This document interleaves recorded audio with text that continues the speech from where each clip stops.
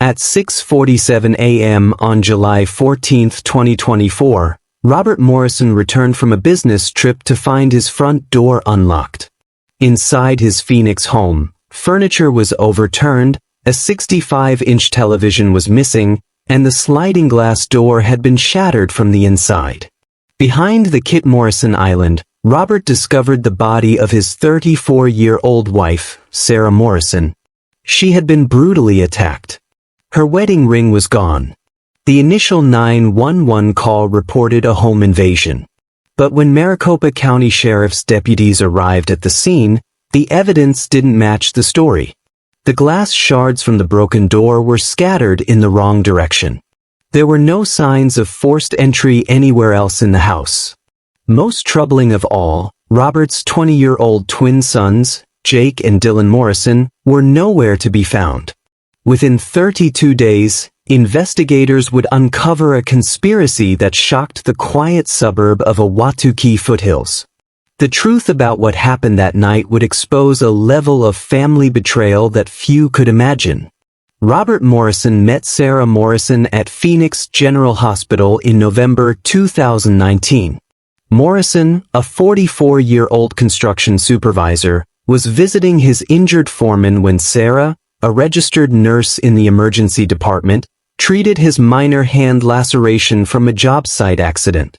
Sarah earned her nursing degree from Arizona State University in 2013 and specialized in trauma care. Hospital records show she worked consistent overtime shifts and maintained an exemplary employment record. Robert's first wife, Jennifer, had died in a car accident in 2017, leaving him to raise their twins Jake and Dylan, then 13 years old. The boys had struggled academically following their mother's death. Paradise Valley High School records indicate both twins repeated their sophomore year and accumulated multiple disciplinary actions for fighting and truancy. Robert and Sarah married in a small ceremony on March 15, 2021. Sarah moved into the Morrison family's four-bedroom home at East Windrose Drive in Ahwatukee Foothills, a middle-class neighborhood where homes averaged $420,000. A neighbor who had lived next door for 8 years would later tell investigators that the household dynamic changed immediately after Sarah's arrival. Patricia reported hearing frequent shouting matches through the shared wall, particularly between Sarah and the twins. The boys never accepted her, Patricia stated in her witness testimony. They would slam doors, rev their motorcycles at all hours. Sarah tried to set rules, but they ignored her completely. School counselors documented multiple incidents where the twins referred to Sarah using derogatory terms during disciplinary meetings. Both boys' grades declined further after the marriage, with Jake earning a 1.8 GPA and Dylan maintaining a 2.1 GPA during their senior year. Sarah's sister, Linda, testified that Sarah frequently called her crying about the twins' behavior. Phone records show Sarah made 47 calls to her sister between March 2021 and July 2024, many lasting over an hour. The family's financial situation deteriorated in January 2024 when Robert was diagnosed with stage 2 prostate cancer. An oncologist recommended immediate treatment requiring time off work. Robert's employer provided partial disability benefits, reducing his monthly income from $4,800 to $2,400. Medical bills from Robert's cancer treatment totaled $18,000 after insurance coverage. The family's savings account, which contained $12,000 in December 2023, dropped to $1,400 by March 2024, according to bank records subpoenaed during the investigation. During this period, both twins turned 20 and continued living at home without steady employment. Jake worked part-time at a pizza restaurant for 3 months before being terminated for attendance issues. Dylan never held a job longer than 6 weeks. The financial strain intensified existing tensions within the household, setting the stage for the events that would unfold 4 months later. In March 2024, Sarah Morrison implemented new household rules following Robert's cancer diagnosis. She established an 11 p.m. curfew for Jake and Dylan, required them to contribute $200 monthly for rent, and banned overnight guests without permission. The twins' response was immediate and hostile. Neighbors reported hearing screaming matches between Sarah and the twins at least twice weekly. On March 18th, police responded to a domestic disturbance call at the Morrison residence after neighbors reported shouting and the sound of breaking glass.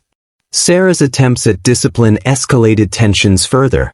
She changed the Wi-Fi password, requiring the twins to ask permission for internet access. She also informed them they would need to find employment or enroll in community college by June 1st or face eviction. Jake Morrison's girlfriend, Ashley, later testified that Jake frequently complained about Sarah's rules. She stated that Jake called Sarah "black bitch" and claimed she was trying to control everything since Robert's illness. On February 28, 2024, Sarah had purchased a $100,000 term life insurance policy through State Farm, naming Robert as the primary beneficiary. The policy documents were stored in a file cabinet in the home office. Phone records indicate Sarah called her sister Linda expressing concern about the twins' behavior and her decision to secure life insurance given Robert's health condition. The twins discovered the insurance policy sometime in early April. Dylan's cell phone search history, recovered during the investigation, shows multiple queries about life insurance payouts and beneficiary rights on April 8th and 9th. Financial arguments intensified throughout spring 2024. Both twins demanded money for a used car, claiming they needed transportation to find employment. Sarah refused, citing the family's medical expenses and reduced income. Bank records show Sarah had assumed responsibility for the household budget, managing Robert's disability payments and medical bills. Text messages between the twins, obtained through court order, revealed their growing hatred towards Sarah. On April 15th, Jake texted Dylan, "She's not our mom and never will be. Dad's too sick to see what she's doing." Dylan responded, "We need to do something about this situation." Robert's work travel increased significantly during this period. Pinnacle Construction required him to oversee projects in Flagstaff and Tucson, often requiring overnight stays. During Robert's absence on May 20th to 21st, neighbors reported loud music and multiple vehicles at the Morrison home after midnight. Sarah called Robert in Flagstaff, stating she felt unsafe and unable to control the twins' behavior. The situation reached a breaking point in June when Sarah threatened to ask Robert to choose between her and his sons. On July 1, 2024, Robert Morrison informed his family that Pinnacle Construction was sending him to Denver for a 3-day project consultation, scheduled for July 12 to 14th. This would be his longest work trip since his cancer diagnosis. The twins intensified their demands for car money during the first week of July. Jake had found a 2018 Honda Civic listed for $8,500 on Craigslist and pressured Sarah daily for the funds. On July 5th, both twins confronted Sarah together about the purchase. Sarah's response, according to her sister Linda's testimony, was firm, "We don't have that kind of money with your father's medical bills." Home Depot security footage from July 10th shows Jake and Dylan Morrison entering the store at 2:47 p.m.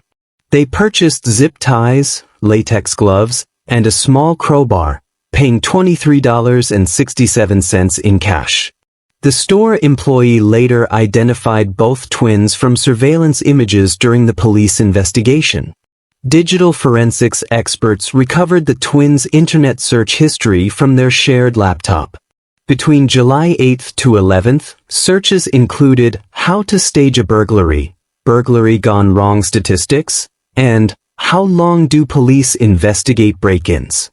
At 8:47 p.m. on July 13, 2024, Sarah Morrison sent her final text message to her husband Robert in Denver, "Miss you." See you tomorrow night. Love you. Cell tower data confirmed the message was sent from inside the Morrison home. Neighbor Patricia was watching television in her living room when she heard raised voices from the Morrison residence at approximately 9:30 p.m. She later testified that she heard a woman's voice, followed by two male voices shouting simultaneously. The argument lasted roughly 5 minutes before abruptly stopping. Following the attack, the twins systematically staged a burglary. They removed the 65-inch Samsung television from the living room wall mount, leaving it in the backyard. Sarah's jewelry box from the master bedroom was emptied, with items scattered throughout the house. Her wedding ring and a diamond necklace worth $2,400 were taken and never recovered. The sliding glass door leading to the backyard was shattered from the inside. Glass fragments were found primarily on the exterior patio, contradicting the twins' later claim that an intruder broke in through the door. Cell phone data provided a detailed timeline of the twins' movements. Both phones showed location data indicating they were at the Morrison residence from 8 p.m. until 11:45 p.m. The phones were then turned off simultaneously at 11:47 p.m. and remained off until 7:30 a.m. the following morning. At 12:15 a.m. on July 14th, security cameras at a Walmart located 8.7 miles from the Morrison home captured both twins purchasing bleach, trash bags, and a change of clothes. They paid cash and avoided looking directly at the cameras. The twins returned home at 1:30 a.m., according to cell tower data, when their phones were briefly reactivated. They spent the following hours cleaning evidence and disposing of bloody clothing. A burn pile in the backyard contained fabric fragments that forensic analysis later matched to clothing fibers found under Sarah's fingernails. Critical timeline inconsistencies emerged during police interviews. Jake claimed he was at his girlfriend Ashley's house from 7 p.m. to 11 p.m. on July 13th. However, Ashley was working her shift at Target during those hours, confirmed by employee time records. Dylan stated he was at a friend's house playing video games, but provided no contact information for verification. The twins' coordinated stories began unraveling within hours of their first police interview. Robert Morrison's Southwest Flight 1834 landed at Phoenix Sky Harbor Airport at 6:15 a.m. on July 14, 2024. He drove directly home, arriving at 6:47 a.m. to find his front door unlocked and his house ransacked. Robert's 911 call came in at 6:52 a.m. The 5-minute recording captured his panicked voice reporting a break-in and his wife's death. The emergency dispatcher noted Robert's heavy breathing and incoherent speech patterns consistent with extreme shock. The call included Robert stating, "Oh God, there's blood everywhere. Sarah's not breathing." Maricopa County Sheriff's deputies arrived at 7:04 a.m. Officers immediately secured the perimeter and called for homicide detectives after observing the extensive blood evidence in the Kit Morrison. On July 15, 2024, detectives obtained warrants for the twins' cell phone records and digital devices. The data immediately contradicted their alibi statements. Forensic experts analyzed the twins' shared laptop, recovering deleted browser history from July 8 to 11th. The searches included how to stage a burglary, burglary gone wrong statistics, and Arizona inheritance laws stepchildren. Detectives testified that the searches showed clear premeditation and planning. On August 15, 2024, at 6 a.m., Maricopa County Sheriff's deputies executed arrest warrants for Jake and Dylan Morrison. The twins were taken into custody separately, Jake at his girlfriend Ashley's apartment, Dylan at the family home where he was staying with his father Robert. Jake Morrison was transported to the Maricopa County Sheriff's Office for interrogation. Detectives began questioning at 9:30 a.m. For the first 4 hours, Jake maintained his innocence and repeated his original alibi about visiting his girlfriend. At 1:45 p.m., They presented Jake with the cell phone location data, Home Depot surveillance footage, and Walmart security images. Confronted with irrefutable evidence, Jake's composure broke. At 3:30 p.m., after 6 hours of interrogation, Jake confessed to participating in Sarah's murder. Jake's confession, recorded on video, detailed the events of July 13th. He stated that he and Dylan confronted Sarah about money for a car purchase. According to Jake, the argument escalated when Sarah threatened to have them evicted. Jake claimed Dylan struck Sarah first with a Kit Morrison utensil, then both brothers continued the attack. Jake admitted to using the Kit Morrison knife but claimed Dylan inflicted the fatal wounds. He went as far as sleeping with her while blood gushed out of her, claiming he had always wanted to do it. She wasn't bad after all. Dylan Morrison's interrogation began simultaneously in a separate room. Dylan denied all involvement and attempted to shift blame entirely to Jake. He claimed Jake had threatened him into helping stage the burglary scene. Dylan maintained this position throughout 8 hours of questioning, refusing to admit direct participation in the murder. On August 16, 2024, Maricopa County Attorney filed first-degree murder charges against both twins. The charges included aggravated robbery, conspiracy, and sexual assault for Dylan, with prosecutors indicating they would seek life sentences without parole. Pretrial motions began in September 2024. Jake's attorney filed for a plea agreement, citing his client's cooperation and confession. Dylan's attorney maintained his client's innocence and requested separate trials. The prosecution opposed separate trials, arguing the twins acted in conspiracy. The judge ruled the twins would be tried together, with proceedings scheduled for March 2025. On March 3, 2025, the trial of Jake and Dylan Morrison began in Maricopa County Superior Court. The prosecution's evidence was overwhelming. Cell phone data, surveillance footage, forensic analysis, and Jake's recorded confession painted a clear picture of premeditated murder. Sarah's sister Linda delivered a powerful victim impact statement. Sarah found love with Robert. She tried to build a family with those boys, but they saw her only as an obstacle to money. Her life was stolen by greed and hatred. The defense attempted to portray the crime as a spontaneous argument that escalated beyond control. Dylan's attorney argued her client was coerced by his dominant twin brother.